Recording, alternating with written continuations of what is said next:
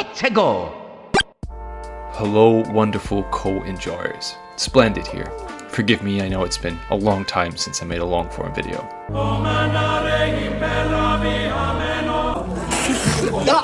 But I like to be sure of a topic before I open my mouth. I was sure of the culture problem, I was sure of the anti-everything topic, and I was sure of the ×7 rifleman composition. And here comes all the end!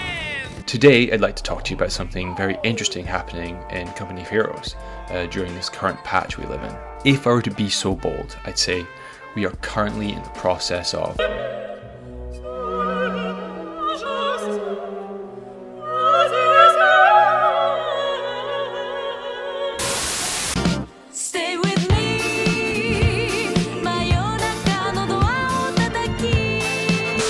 If you're not sure what tech is in the RTS world, it's basically putting your resources into the next level to unlock new units and structures in an attempt to gain an advantageous position over your opponent. Think of upgrading to the next age in Age of Empires, or placing a new building in Command & Conquer. New construction options.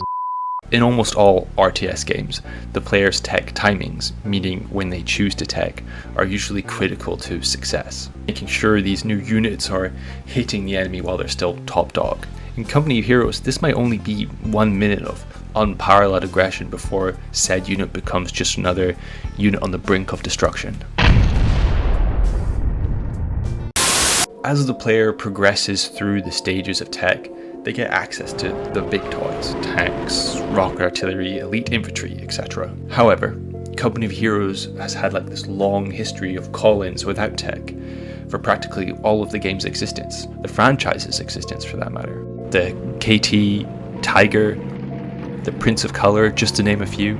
There were some sneaky off-brand mediums that you could acquire without tech. The recently adjusted Crusader variants and the Command Panzer IV spring to mind, which would lead to tech skipping or stalling strategies. Gradually over time, over patches, these call-ins have got more expensive or have become locked behind tech, but not all call-ins. However, usually tech skipping and stalling strategies have been a way to get to tier 4 faster, because that's where all the sexy stuff is. That's where the final piece of your strategic puzzle can be found that's going to make or break your strategy. Well, that's the way it has been, up until now.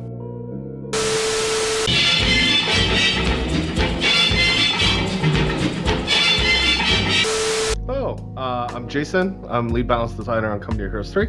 Hey, my name's Darren Chan, and I'm one of the gameplay designers for Company of Heroes 3. Another example of this is that we actually moved tier 4 back slightly by raising their fuel costs. Okay. We were noticing that rushing to tier 4 was a little too prevalent, and mid-game vehicles were kind of having less of an impact on the game. So what we wanted to do is lower that, and then we also raised the power of the mid-game vehicles slightly. These changes, in conjunction with the big call-ins without tech, have created an environment where the last stage of tech, tier 4, has become more optional than ever. Well, for some factions, we'll cover that later. I'm sure this wasn't their intention, as they said they wanted these new battle groups to just slot in. Well, the new battle groups are intended to kind of slot into the game as additional options, and battle groups, they're not really meant to completely throw off the way all of the other battle groups play. It's just meant to be another option that adds new gameplay to the game. So yeah, it should slot in. It's false. No way. Not this time. We've just come from a patch where the most dominating strategies were to rush out tier 4 as fast as possible. Sometimes players have managed to have their T4 structure out by the 12-minute mark and start mass producing medium tanks. Sherman now, that's a really fast Sherman for Thomas Smooth. Alright, so Panzer III hits the field. So Latoof and, oh my god, already both into tier 4. That's not much time to play with like 70% of the faction's other units before they become somewhat obsolete, outclassed, or at least outscaled. For example, we were seeing a lot of weapon support center play to stall to a 12-minute tank depot, lots of massing machine guns, pathfinders, half-tracks, straight stalling into a tier 4.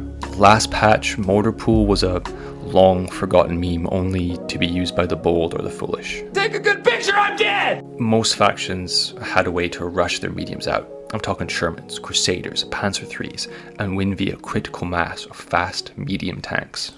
Same tank, ready to rumble. Panzer 3 is eager for action, Commandant. He's gone for another one. That's really like a big all-in style strategy for Alpenwell then. So we know during last patch that the tier 4 structures were increased in cost across the board to force players into playing with the previous tiers first. This has been so successful. We are seeing a massive increase in the mid game and all the options that come with that, but it's been a little bit too successful. Players have discovered the new and old call-ins aren't actually that far off versus the cost of tech in combination with the purchasing of its relevant medium or heavy vehicles. Tier 4 has a trap, it is right now. I would agree with that. Only USDF are the ones who pretty much need to tech, and that's if you're not going for the Pershing. If you got your own call-in, the King Tiger or Tiger to come in, it'll slam through the Churchill. So why settle for a late expensive Panzer IV where you can stall out with Stugs and Verbals and Marders and Jaegers and just get a Tiger or KT a little bit later? You might be asking yourself, okay, Splendid, I hear you, but what's the problem? Good question. Very astute, young gamer man. So let me ask you this. If our buds, Darren and Jason, increase the price of Tier 4 to make the previous tech less attractive to skip, what do you think they're going to do when they see we're choosing not to tech Tier 4 at all? You see, we actually have the exact same problem as last patch. It's just in a different place. If they perceived this as a problem before, what makes you think it isn't a problem now? Instead of rushing Tier 4, we're skipping it in favor of a big heavy call-in that don't require tech to build, the Pershing, KT, Tiger, etc. And when we do decide to build T4, it's to supplement this strategy as opposed to replacing it. In incredibly oversimplistic YouTuber terms, the stall is the same. What we are stalling for is different. You see, our boys, Darren and Jason, they want all the tiers of tech to be viable. They want the choices to be less obvious, the outcomes to be more unpredictable. They want every stage of tech to be a possibility of victory in a well-conceived strategy. They want every element of the game to be on the table to some degree. I think when they see how unpopular or unnecessary Tier 4 has become, they'll be forced to make yet another change to tech to compensate for this. In my mind, and please remember I'm not a game designer by any stretch of the imagination, I'm just a guy with a massive mind. Oh, the big mine! It would make sense to just lock the heaviest of these tanks behind the last stage of tech to get out of this sort of call-in stall meta. This might provide Tier 4 with a bit more of a meaningful role, just like they ended up doing in COH3. Maybe that's a compromise as opposed to a solution, but I really feel the last tech structure has a really limited role in our current patch, and we need to figure out how to relieve that. Cinnamon bun, doo-doo-doo-doo. Cinnamon bun with icing. Some factions have a better unit roster to stall than others. For Mact being the strongest, it can field a huge and varied screening army from its middle tiers, providing lots of anti-tank options and elite infantry in preparation for the Tiger, KT or Panther to arrive. And it gets early access to stalls without Tier 4 using some of the call-ins like on the Stug for example. From off map now could be just the thing he needs to do that. D or E? Called in with Stoßtruppen. The end just doing all of this from the Luftwaffe company, no Tier 4 on his end. Nor does he need it, and he's floating 300 fuel as well. Yeah, it takes time. Building a tank takes time, and 2 rebels could easily rush him and overwhelm him. As well as access to its vanilla mid-tech offering cheap tank destroyers and assault guns. Since the patch, players have been experimenting with different compositions to perfect the stall. Here we can see a typical terror stall with multiple machine guns, 0 CP camo, Luftwaffe company stall for King Tiger. We have Verbals, multiple Jaegers with Shreks, offering both hard anti-tank and reliable and respectable anti-infantry DPS. It's a typical recipe for a KT stall, though there might be a mortar or two sometimes, but it's basically the same. We have Tony Montana using a weapon support center stall, but he's not stalling for a Pershing, he's stalling for Howies, and he's planning on winning via annihilation. He's going to destroy the enemy base to prevent any stall from getting past like the 20-minute mark essentially. And here we have Skang doing the same thing, opening up with multiple machine guns, half-tracks, finishing the game off with howitzers. Almost no tech required. This is some footage from the recent Eagle tournament. Here we have a breakthrough stall versus an American armored stall. The Easy 8 call-in, although not the most efficient call-in, is still favored by Ray in this tournament game. Oh, whoa, Ray actually canceling his tier 4. Does he just want to call in the Easy 8 maybe? Here we have Havoc stalling for King Tiger using a Panzer Grenadier Company strategy. And we have Pax with a weapon support center stall for his Pershing. Yeah, I could do this all day. The stall is present in almost every game I watch or play. The question is that a good thing? Olive Garden, when you're here, you know your fucking family. Not all factions have been affected the same way by this change. I'd say Brits are the least affected by this meta, as they have the ability to refit their vehicles, so they don't have to worry about timings so much. They can just refund their Crusaders and then buy their respective call-in as they see fit. Do I withdraw and refit maybe? Yeah, let's do that, and then I can get the crocodile. VPs.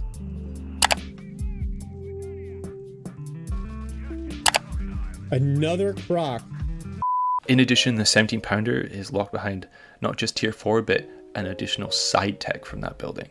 So they basically have to tech if they choose a battle group that doesn't have a solid answer to the heavy call-in without tech, like the Prince of Colour, the Australians with the Archer Tank Destroyer, for example. The Americans have loads to play around with. There's so many builds with the Yanks using different tech tiers. We're seeing barracks mortar pool stalls, we're seeing barracks into weapon support center stalls, Pathfinder machine gun stalls, 75 mils are still really strong. We are seeing a lot of a big resurgence of mortar pool, which is really cool. All these different builds are exactly what people were craving for after the dark days of the rifleman spam. For a second power drop. Hasn't gone for anything, by the way. Just built engineers and 2 power drop machine guns. No starting tech structure, straight into the infantry support center. It's nice to see all the tech structures come to the foreground. However, it's come at the cost of the tank depot in favor of the Pershing or the Easy 8. The introduction of these big new heavy tanks without tech, in conjunction with the increased cost of tier 4, have created a new hierarchy in the battle groups, which again I don't think is intended because Darren and Jason thought they were just going to slot in. Kind of slot into the game. Oh, yeah, it should slot in. It should slot in. Okay. Obviously, battle groups with call-ins have become heavily favored, but also battle groups that have tools to counter these heavies have remained in the loop as well. We're talking P-47 strike, we're talking Archer. A real pain sometimes. Oh, big hit from the rockets! He couldn't dodge. Battle groups that don't have these tools to effectively counter these heavy call-ins have effectively fallen to the wayside. We're looking at things like Luftwaffe battle group, coastals, special operations. Special operations has marked target, which is really nice, but it's not a solid counter to these big heavies. It has to be used in conjunction with other things. These battle groups have sort of fallen out of circulation with players being so dedicated to the call-in meta. It's very risky to lock in something that doesn't have an answer to the big boys. This is why I don't really like SSF, is like it doesn't have a good answer to the Tiger, unless he had gone for the marked vehicle. 50% increased pen, then maybe he could have done something. So yeah, I think no marked target from the captain or his BG was a big mistake. The ultimate problem is there's no like heavy tank at the end of that battle group that you just skip tech and go for, you know?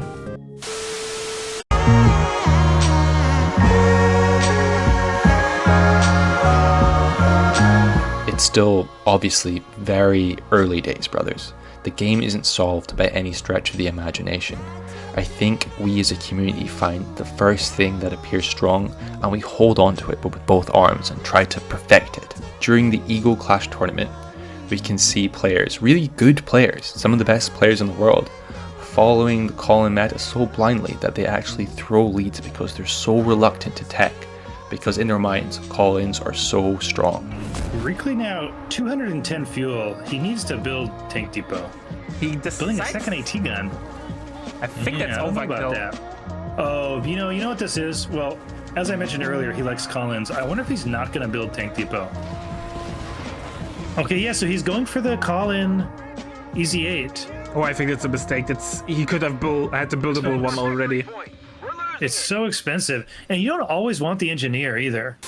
I worry that as a community that maybe we're a bit too afraid to innovate, especially at the end of the skill distribution where people are constantly on stream, always being watched, streamed, casted, because there are so few of us co-enjoyers. The whole community is basically watching them, judging them. It's just safer for those players to stick to the meta, to the status quo, and to play the current meta as we know it, and just play it to perfection as opposed to innovating a new strategy. I'm very, very curious and very eager to see how things are going to evolve over the next couple of weeks. Hopefully the upcoming short tournament will come with new strategies and new ways to play the game, or old ways to play the game via the veto system. And this is obviously a shameless plug. You guys should come and watch April 12th. Shark and Turtle and I are going to be casting, so it should be a lot of fun. I'm really enjoying seeing all these different mid-tech builds with all these factions. It's a world apart from the previous metas we've been exposed to. My only gripe is that the end of the line looks the same almost all the time. I feel like more often than not, it's always ending with King Tiger, Tiger, Pershing, you know, it's fine. Please, I'm absolutely fine. There is nothing to worry. It's kind of like watching like a mediocre film and predicting each involvement of the story as it happens. It's cool to see the heavy tanks and company again, but I just like to strike a balance where I'm not seeing them all the time, right? Or at least strategies that don't constantly revolve around the big cats being so consistent. You see what I mean? I think if we can solve the teching problem, we can change the inevitable outcome of the strategies. We need to find a way to give the final tech structure a more relevant role. However, I can see the light at the end of the tunnel. This is the closest maybe we've ever been to our game looking like a real RTS Goliath to compete with the big boys with multiple strategies and mid-game innovations. I can't wait to see where we go from here. Right, folks, I hope you enjoyed this educational ride with me. I'm sure you guys are filled with opinions and I'm stoked to hear them. Couple of questions before you go. How would you fix this issue? Do the big heavies truly dominate endgame strategy? Are we blindly stalling for nostalgia? Will we ever see coastal troops again? Are the mines really that big? Will Shark ever stop being so shredded? Will Relic ever make me a community member? Okay, that's it. I've been Rather Splendid Cromwell, and it's always a pleasure, never a chore. See ya.